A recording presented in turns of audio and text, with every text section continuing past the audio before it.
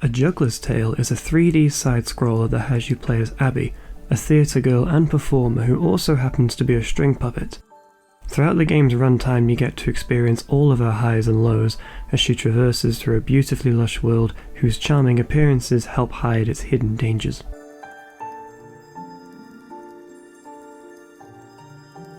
The aptly named tale specified in the game's title is presented from the perspective of a narrator who's playing out Abby's journey to a wide audience located in a medieval tavern, but the actual game itself takes place on a stage, something that can be seen in the openings of each chapter, one of the many enduring details that are dotted throughout the experience. Another one of those details is the way the context of the story is delivered. Avoiding the usual prose that's typical in modern storytelling, the narrator opts for a rhymed approach, adding an extra layer of style to the presentation. Sunbeams tingling with warmth, inviting you, continue forth. The world is beautiful, Abby. Look at its colours. Take it in while you can. Enjoy the wonders. It's one of those things that might not work for some people, but I really liked it. It makes the game stand out more in my opinion. The actual narrative itself carries a mixture of themes, but they all revolve around one core concept: freedom. By day, Abby endures circus-based activities in front of various crowds, then by night she is retired to a cage as a prisoner. The inciting incident occurs when she begins to make her escape to the big wide world, all the while avoiding her tormentors who proceed to hunt her down. Her pursuit is a tumultuous one that is filled with victories and defeats, yet despite all this, it is ultimately a positive tale. Abby may not speak, but because of the way the game is presented, she doesn't need to, nor does the narrator need to tell you how to feel. Her growing confidence is explicit enough to be unmistakable. Overall, it's a small game split into 5 chapters, or acts as they're called in this, with each one taking place in a different environment.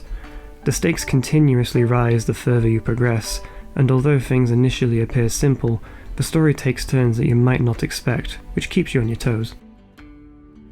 All of these elements, the beautiful visual storytelling, the charming narrator full of limericks and quips to spout, seeing Abby's determination to be free of the strings that hold her captive, all of this make A Juggler's Tale's seemingly straightforward narrative as memorable as it is.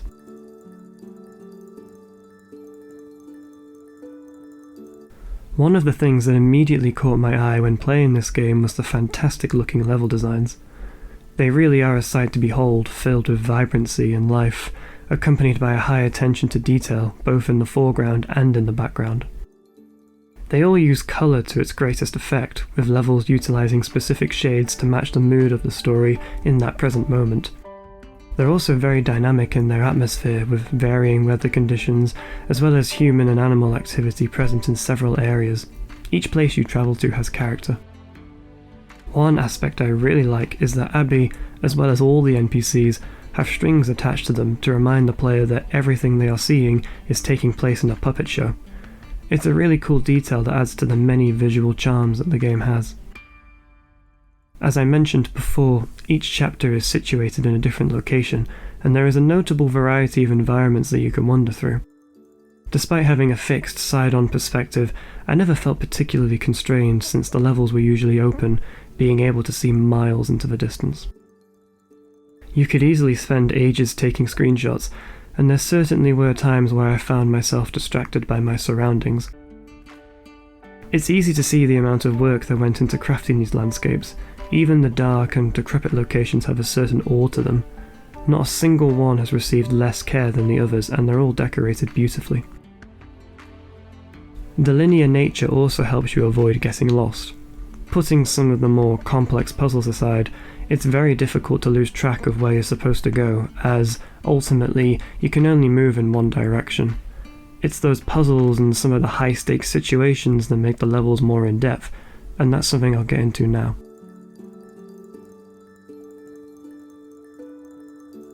Despite being on the run, I wouldn't consider this to be a fast-paced game.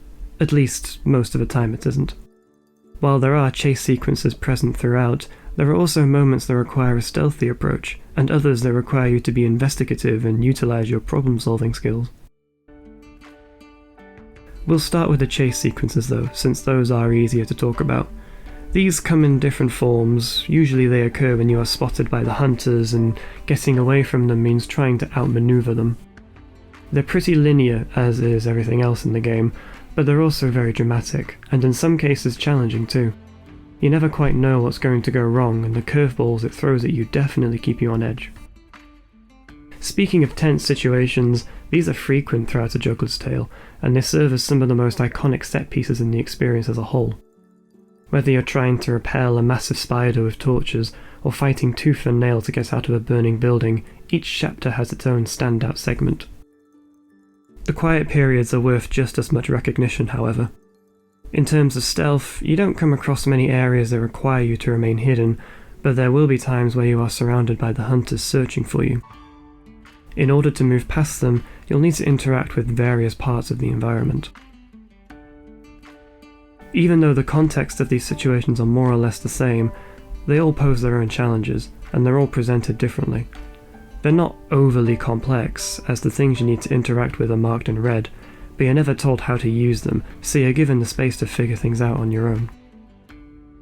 This goes for the puzzles as well, though these are integrated into dozens of these scenarios throughout all of the chapters.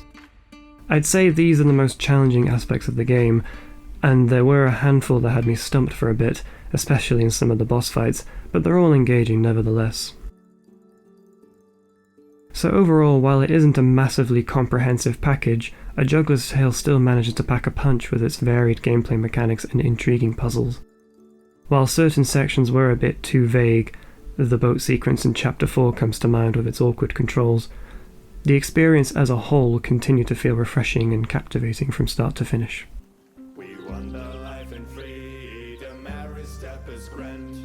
A Juggler's Tale is a good example of simple but highly effective.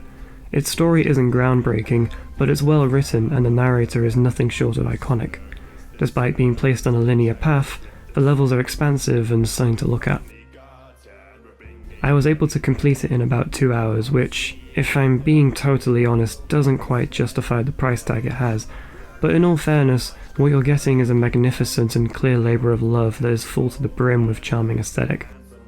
For fans of this type of game, this should be an easy purchase.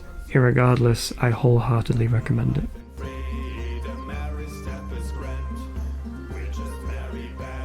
Thanks for watching. If you enjoyed this video, I'd appreciate it if you gave it a thumbs up, and if you'd like to see more videos like this one, then be sure to subscribe. I've got a few videos in the works and I'm looking forward to sharing them, but until then, see you next time. Bye.